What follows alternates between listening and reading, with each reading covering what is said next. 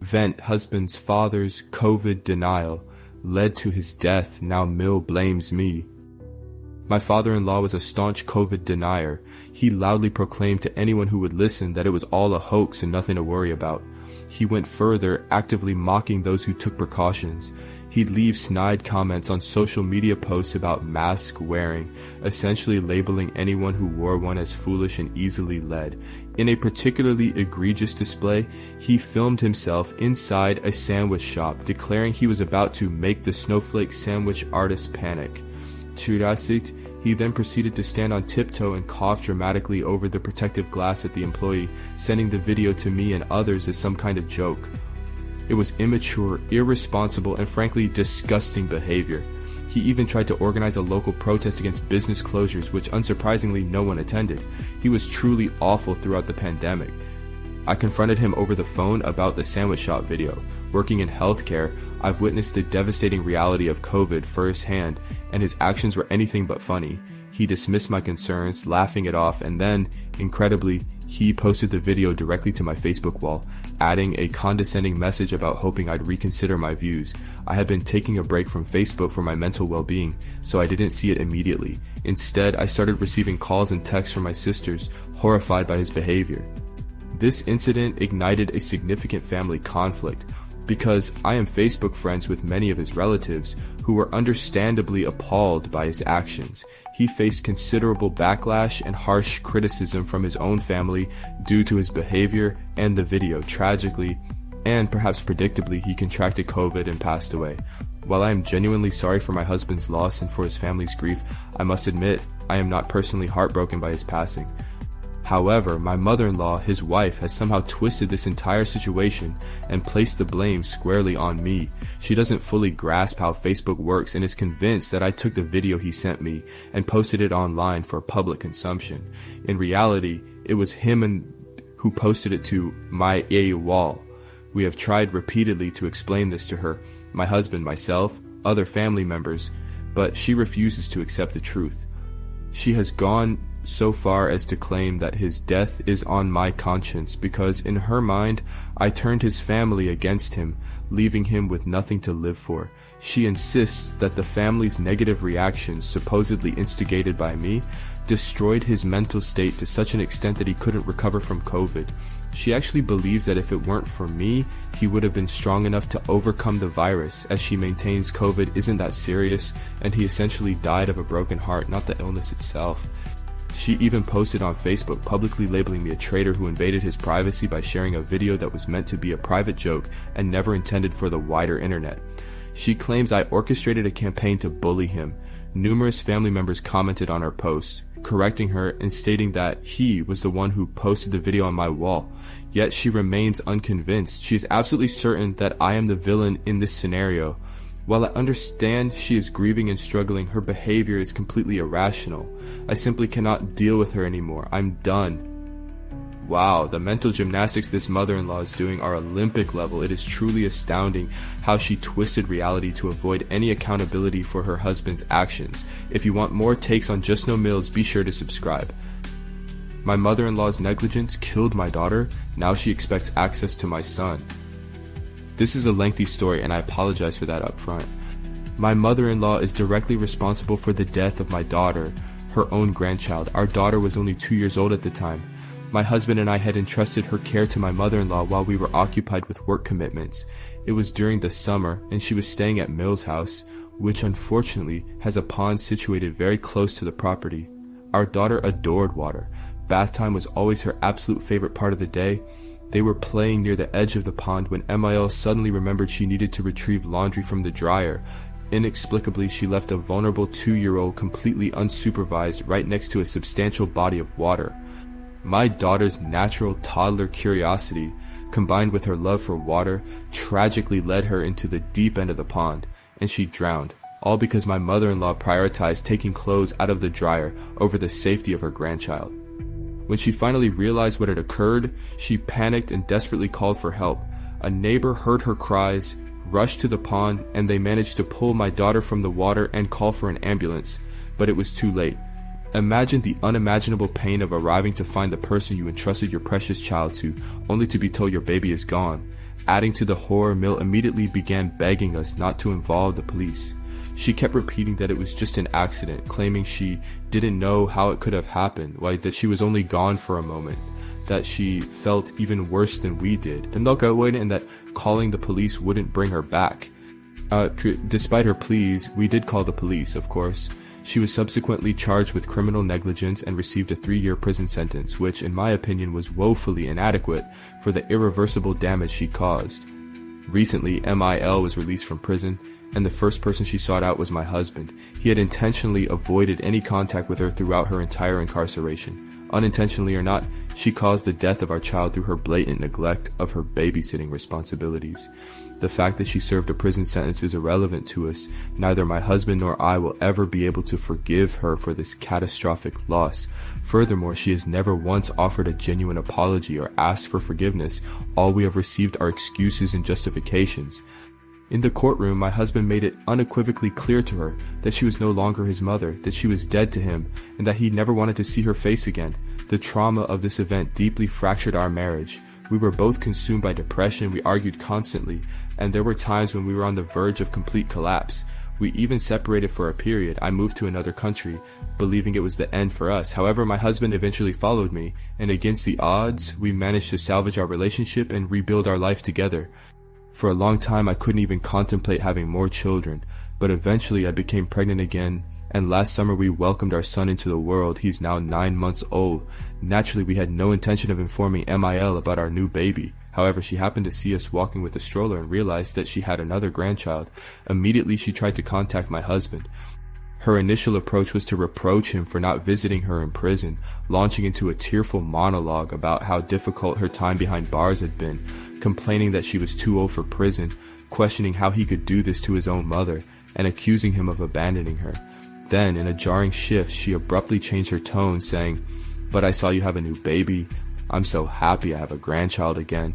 She then proceeded to inquire about the baby's gender, and when she could see and meet him, because she supposedly wanted to be involved in his care, my husband immediately and unequivocally shut her down, telling her that she has no claim to our child. He stated firmly that this was our child and ours alone. He declared that our son does not have a grandmother in his life, and we would ensure he understood this as he grew up. He emphasized that she would never, under any circumstances, be allowed near him. We are completely united in this decision. The pain of losing our daughter remains a constant ache, and we are determined to do everything in our power to protect our son from her. He does not need an irresponsible grandmother who has already demonstrated her capacity to endanger a child's life. Mil was utterly shocked and reacted with dramatic wailing, accusing us of being cruel and evil. She claimed we were holding the past against her forever, even though she had paid her debt to society. She insisted we were heartless for preventing her from seeing her grandchild. But what exactly was she expecting? What delusional fantasy was she living in?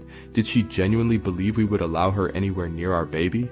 Did she actually think we could ever trust her with babysitting again? Frankly, I'm not even sure if I can ever bring myself to leave my son with any babysitter.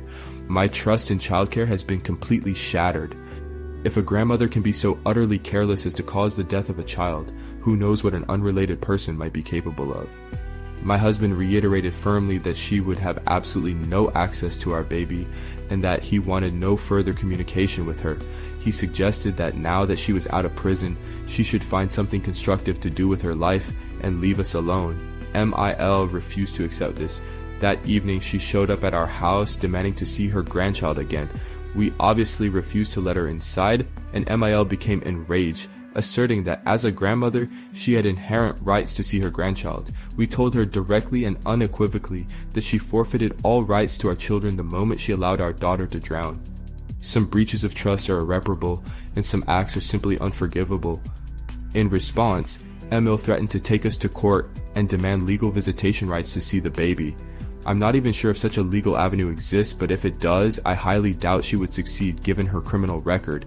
If we are forced to go to court to prove that she is demonstrably unfit to be around our child, we will do it without hesitation. If she returns to our home again, we will call the police immediately. If necessary, we are even prepared to leave the country and relocate somewhere else entirely, just to ensure we can live our lives free from her presence and protect our son. Nothing is off the table. I remain astounded by her sheer audacity and lack of self-awareness. She is acutely aware that she irrevocably shattered our lives 3 years ago. No parent should ever have to bury their child, yet we were forced to endure that unimaginable pain because of her negligence, and now she reappears in our lives as if she is the most loving and deserving relative imaginable, completely oblivious to the enormity of what she has done. It's go time, finally escaping my Jay and mom. Quick recap, I'm in my late 20s, and my JustNoMIL, who I call Artsy, has a suffocating grip on my life. She's emotionally and verbally abusive, and I felt like a prisoner in my own home for far too long. I've been secretly seeing a therapist, and today is the day I finally break free and leave. It's happening today. 8 a.m. I just walked out of the house, pretending it's just another day going to work. In about 2 hours, the movers and the police escort will arrive, and I can finally get my belongings. This is really happening. It feels surreal. I'm a mix of emotions right now. I'm wanting to cry, wanting to throw up, all at once. My fingertips are buzzing with this strange, tingling sensation. I'm currently hiding out in a Starbucks, trying my best to keep calm and avoid a full-blown panic attack. I'll try to update this post throughout the day. Please send positive vibes and encouragement my way. I desperately need to hear some good things because everything is about to change in a major way. 10:45 a.m. just got the notification. Both the police and the movers are scheduled to arrive in about 15 minutes. My heart is pounding. 12:30 p.m. I'm officially out. I'm in my new place. It's done. Final update for today. The police were unfortunately delayed and couldn't make it in time, but thankfully the movers and my amazing friends formed a buffer and kept her away from me. We managed to get everything packed and out in under an hour. During the move out, she made a vague threat to harm herself, so I immediately alerted the police and requested a wellness check for her. I truly hope this marks the end of this chapter. To everyone in this community who offered support and encouragement, thank you from the bottom of my heart. I can never fully express how grateful I am for your virtual presence and kind words. I love you all. You genuinely helped me save myself. I am eternally grateful for this community. 3 p.m. Well, it seems the drama wasn't quite over yet. After we unloaded all my belongings at my new apartment, I went straight to the bank to immediately close my personal account and remove my name from our shared safety deposit box. And wouldn't you know it, she was there. In a bizarre twist of fate, it actually turned out to be somewhat helpful because apparently you can't remove yourself from a safety deposit box without all account holders being present. So I was forced to sit next to her for the duration of the closing process. Thankfully, my friend came with me and stood right by my side the entire time, acting as a silent support and witness. Artsy, of course, couldn't resist making a scene. She started launching into wild accusations claiming I was being kidnapped or that I was running off with some mysterious man. At one point, she even tried to surreptitiously take a picture of us sitting together, but my quick-thinking friend swiftly blocked her phone just as she was switching to the front-facing camera. Throughout this entire ordeal, I remained completely silent and disengaged. I just stared straight ahead, focusing on getting through it. The bank scene, oh my goodness, that is textbook just no behavior. The wild accusations, the sneaky photo attempt, but OP's silent treatment, perfect. Escape really is freedom. Jay and Mom's years of lies unravel at family reunion. Cue the meltdown. For the first 21 years of my life, my Jay and Mom was a truly toxic presence. Living at home with her was absolute hell. Her constant negativity and abuse contributed significantly to my depression and anxiety. I was always stressed, and when I struggled with my weight, she would relentlessly mock me.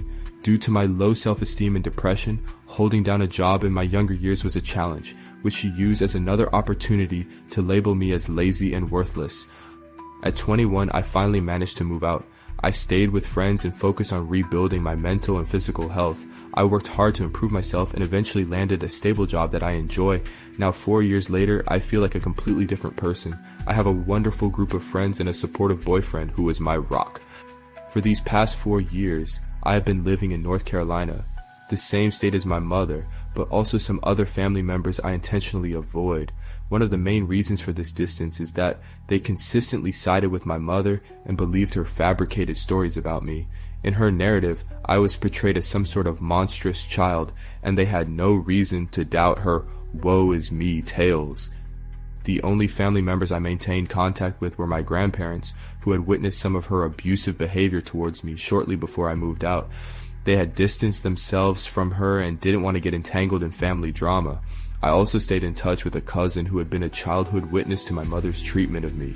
Throughout these 4 years of minimal contact, my mother continued to spread lies about me. According to her, I was gaining weight uncontrollably, still unemployed, homeless, and had even attempted to break into her house multiple times. She even went as far as claiming I had physically assaulted her. However, just last month my grandfather reached out to me. He confessed that he had heard rumors of what my mother had been saying about me and encouraged me to join the upcoming virtual family reunion in January to set the record straight and show everyone the truth. My cousin also chimed in suggesting that I subtly position myself during the virtual reunion in a way that would reveal my boyfriend's presence in my home, as apparently my mother had also been telling everyone I was incapable of getting a boyfriend. So the day of the virtual reunion arrived. I joined intentionally 5 minutes late to maximize the impact. The expressions on people's faces when I appeared were priceless. It was clear they were not expecting the person they saw. That's when family members started questioning my mother directly. My mother, flustered, completely ignored their questions and lamely excused my changed appearance by suggesting I must have had some work done.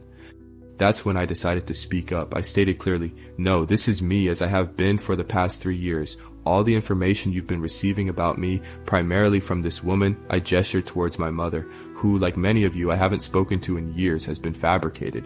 She has lied and consistently degraded me my entire life, and it seems she is incapable of doing anything else. At that moment, as if on cue, my boyfriend walked into the kitchen. The family members visibly reacted even more strongly when I introduced him as my boyfriend, and he gave a friendly wave to the screen from the background. My mother, meanwhile, was shooting daggers at me with her eyes, a full-on death stare.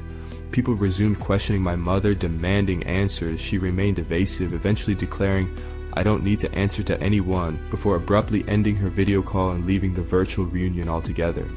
Later that day, I learned from my cousin, who heard it from her mother, that my J&M mom had a complete meltdown after the reunion. She was furious that I had dared to participate, accusing me of being smug and blaming me for causing problems within the family, but it was clear to everyone, including my cousin's mother, that her anger stemmed solely from embarrassment and being publicly exposed for her years of lies. It all backfired spectacularly on her. Edit, thank you for the gold kind stranger. JN mom's lies backfiring spectacularly? Delicious. And the boyfriend reveal was the perfect mic drop. What kind of mic drop moments have you had with your Just Know? Share in the comments. JustNoMIL took scissors to my trans daughter's hair and forced a suit. I share custody of my 16-year-old transgender daughter with my ex-husband. She came out to us as trans about a year ago. We also have a 14-year-old son. I have primary custody, and my ex has visitation every other weekend since he relocated a few hours away. I identify as bisexual, and my own parents unfortunately kicked me out when I came out to them. Thankfully, I was adopted by a loving gay couple. In contrast, my ex-husband was raised in a very conservative, deeply religious environment, the kind that believes in praying the gay away rather than genuine acceptance and love. So when our daughter came out as transgender, I was naturally more understanding and accepting than my ex, who is still struggling to fully accept her transition. My daughter is very much a girly girl, even more so than I ever was. We have special mother-daughter days where we get our nails done and shop for clothes together. She has been growing her hair out, and it was recently at a lovely length just past her collarbone. My ex-mother-in-law has a peculiar obsession with two specific family photos. The first photo features my ex-father-in-law, XFIL, and ex-grandfather-in-law, XGFIL. It was taken on XFIL's 16th birthday. XFIL is positioned in the foreground with XGFIL standing behind him, hands resting on XFIL's shoulders. Both men in the photo are wearing suits. The second photo is a recreation of the first, taken on my ex-husband's 16th birthday. This time my ex is in the front and XFIL is behind him. Before my daughter was born, when I was pregnant and we were told we were expecting a boy, XMIL immediately became fixated on the idea of recreating these photos when our son turned 16. Our daughter turned 16 at the end of September. I had almost completely forgotten about these photos until her birthday approached, but then I didn't hear anything about it from either my ex or XMIL. I assumed that since they no longer had a 16-year-old son to take the photo with, they had simply let the idea go, perhaps planning to revive it when our son turned 16. Then, this past Wednesday, our son came down with the flu. I texted my ex to let him know that our son wouldn't be able to come over that weekend to avoid potentially spreading the illness. On Friday, I dropped off our daughter at my ex's place as usual after school and then headed home to care for our sick son. I told her to text me if she needed anything, but explained that it might take me a while to get there due to needing to care for our son, but I made sure to put some extra money on her debit card in case she needed to get home quickly. The standard arrangement is that I drop them off Friday evening and my ex brings them home Sunday evening. However, our daughter arrived home on Saturday afternoon, completely unexpectedly, stepping off the train a full 24 hours early, sporting a shockingly short, uneven chin-length bob. She recounted what had happened. She woke up Saturday morning and went downstairs to find JustNoMIL and X waiting for her. JustNoMIL announced that they were taking a photo for their Christmas cards and handed my daughter a suit. My daughter explained that suits weren't really her style, but JustNoMIL insisted, and my ex backed her up, leaving my daughter feeling pressured and unable to argue, so she reluctantly put on the suit. Then, JustNoMIL picked up a pair of kitchen scissors and told her to sit down for a haircut. My daughter immediately refused. I said, "No way." X then suggested tying her hair back as a compromise. They proceeded to take the photo with her hair tied back.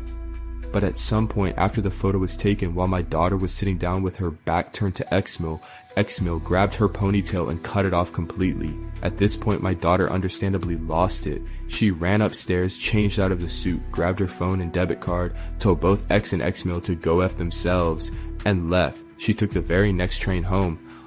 I've done my best to even out the choppy bob, but it's still a mess. I am now actively looking into legal options to prevent her from having to go back to his place at all. The current custody agreement is over a decade old, and both kids are now teenagers. I anticipate my ex will put up a fight if I simply stop sending her, so I know I'll need to pursue legal channels to renegotiate the custody arrangement. My lawyer is scheduled to call me in the next couple of days to discuss this. Honestly, the main reason for this post is just to vent my absolute fury and disbelief. Kitchen scissors on her granddaughter's hair? That's not a haircut, that's an assault with the side of transphobia. If you're as horrified as I am, like and subscribe for more JustNoMIL madness. See you next time.